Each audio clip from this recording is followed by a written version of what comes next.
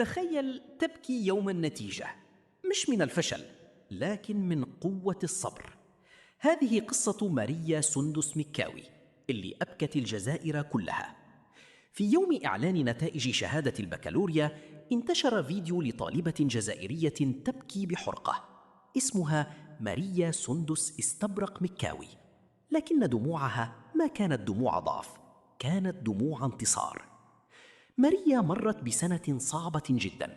العام الماضي تعرضت لضغوطات كبيرة في المدرسة من بعض الزميلات، ووصلت معها الأمور لأزمة نفسية خلتها تغيب في الفصل الثالث وتعيد السنة. وفوق هذا كله والدها كان يمر بظروف صعبة وبطالة. الكل كان ممكنا يستسلم، لكن ماريا اختارت طريقا ثاني. استجمعت قوتها ورجعت تدرس من جديد.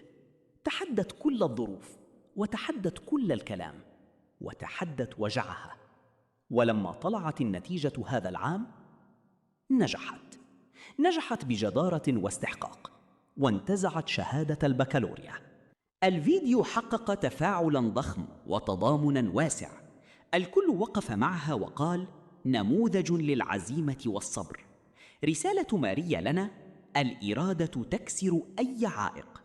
تحية تقدير لبنت الجزائر الطموحة، تستاهل كل التكريم. وش رأيك بقصة ماريا؟ اكتب أفتخر بيك في التعليقات. لا تنسى اللايك والاشتراك لمزيد من قصص النجاح الملهمة.